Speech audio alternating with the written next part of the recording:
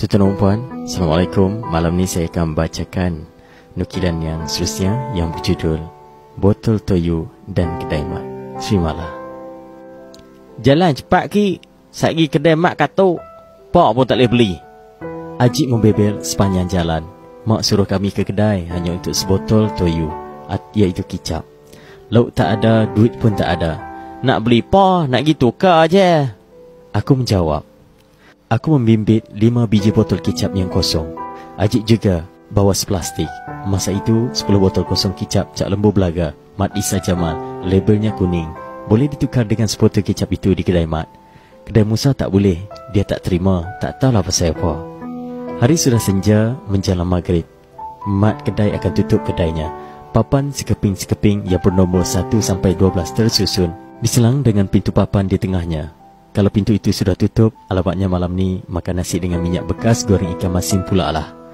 Kedai Mat dulu-dulu. Tugas aku seperti sudah tersurat. Selang 2 atau 3 petang, aku kena beli minyak gas. Kadang-kadang ikan atau garam. Seringkali aku ke kedai seorang.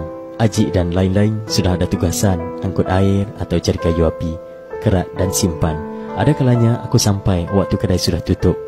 Lubang antara papan bernombor itulah tempat meninjau. Mat kedai duk buat apa? Bila nak buka kedai pula? Hari sudah gelap. Saat lagi dorong ke kola dah tak nampak. Nak balik macam mana? Hanya cahaya bulan, kalau ada, menyuluh lorong 1.5 km ke rumah. Aku mudah madir depan kedai sambil mata meliar memahati simpang jalan, memikirkan cara untuk pulang. Intai lagi. Lampu minyak tanah meliuk lintuk atas meja. Dia tak ada. Hanya nampak biskut bulat berketer gantung. Kertas kelongsong 3 segi tercucuk di besi cangkuk. Kertas itu untuk bungkus tepung atau gula. Tali pengikatnya tertambat di tiang rak, kicap dan sardin. Tali itu juga masin. Sering juga aku menikmati kemasinannya. Ceruk-ceruk, aku menikmati masinnya. Hei, kotor! Mak menyentap tali masih dari mulut aku. Mak gumpal, campak ke dalam api dapurnya. Walaupun basah, lama-lama menjadi abu juga. Sereh, sereh, sereh. Kasut mak kedai menghala ke pintu. Selak diangkat, pintu dibuka. Ha, si!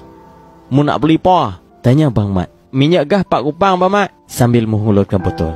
Dia mencangkung agak jauh. Kalau dekat, dia tak boleh mengumbar minyak dari dalam 3 dalam botol setengah kati itu. Kerana tangannya mesti sentiasa lurus. Sebelah tangannya tak boleh dilipat. Sekunya patah. Tak tahu sejak bila.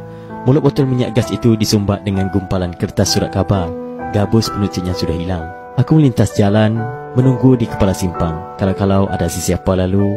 Kalau nasibku baik, aku diajak menumpang. Pak Cik Rozi selalunya baik hati kalau motornya tak penuh. Kalau Pak Teh Meli memoncing, Mak Teh pura di belakang. Aku kena genggam botol sekuat-kuatnya. Berlari sedaya upaya mengekori motornya. Selalunya aku hanya dapat menumpang cahaya lampu motornya separuh jalan saja. Mereka laju. Tak tahulah mereka sedar atau tidak aku sedang menumpang dalam pecutan dari belakang.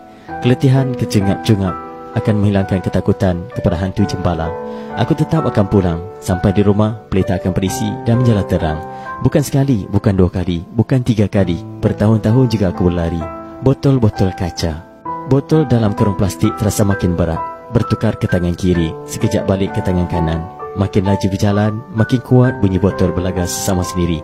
Jangan laju sangat. Satgi botol pecah. Tak cukup 10, mak kedai tak bagi toyu.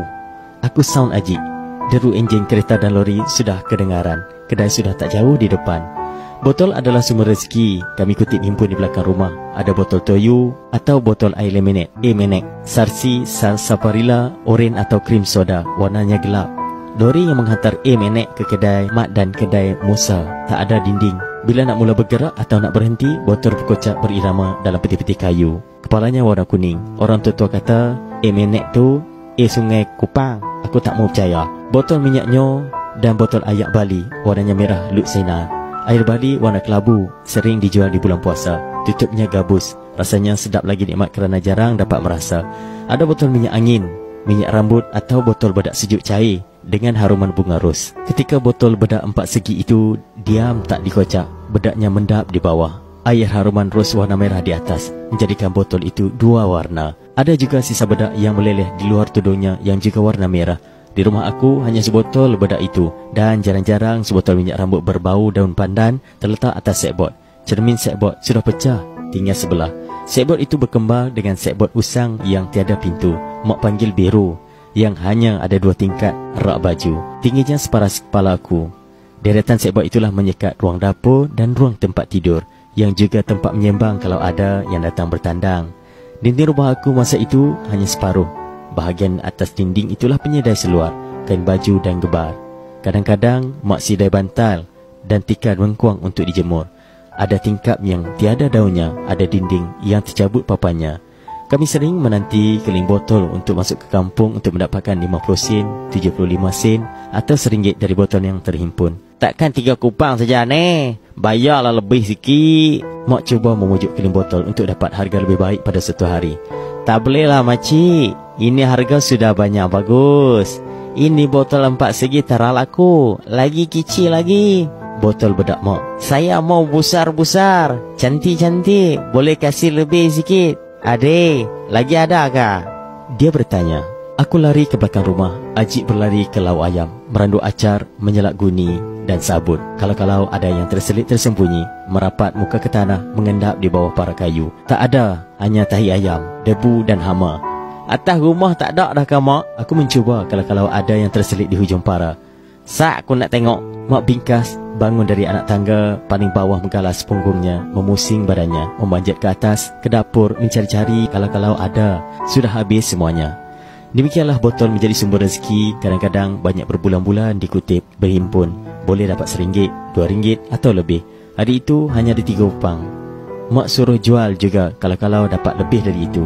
Lepas dikira kelting-keltang, botol belaga terhimpun di kaki Aneh yang terbongkok-bongkok. Aneh menyusun botol dalam guninya yang sudah hitam. Susunannya bersang-seli, rapi dan kemas.